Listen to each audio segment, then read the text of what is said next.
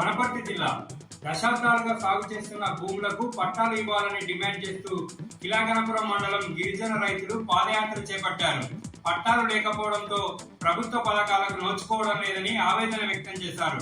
కిలాగనపురం మండలం మామిడిమాడ శివారులో దాదాపు 500 ఎకరాలకు పట్టాలు ఇవ్వాలని డిమాండ్ చేస్తూ కలెక్టరేట్ వరకు పాదయాత్ర నిర్వహించి కలెక్టర్ కి వినతి పత్రం అందజేశారు.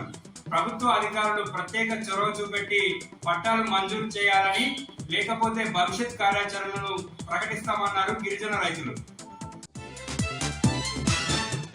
జోగులాంబ గద్వాల జిల్లా వడ్డేపల్లి మండలం శాంతినగర్ లో వ్యాపారి రమేష్ శెట్టి కిడ్నాప్ కేసును పోలీసులు ఛేదించారు.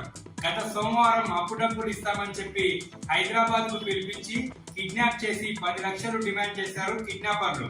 ఈ కేసులో 4 నిందితులను పోలీసులు అరెస్ట్ చేశారు. వారి వద్ద నుండి 50,000 రూపాయల నగదు, 7 మొబైల్ ఫోన్లు స్వాధీనం చేసుకున్నట్లు శాంతినగర్ సిఐ టాటాబాబు తెలిపారు.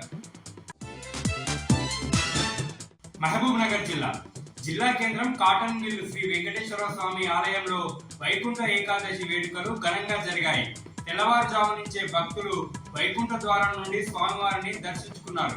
మాజీ మంత్రి శ్రీనివాస్ గౌడ్ వైకుంఠ ద్వారం నుండి స్వామివారిని దర్శించుకొని ప్రత్యేక పూజలు చేశారు. స్వామివారి ఆశీస్సులతో ప్రజలందరూ సంతోషంగా ఉండాలన్నారు.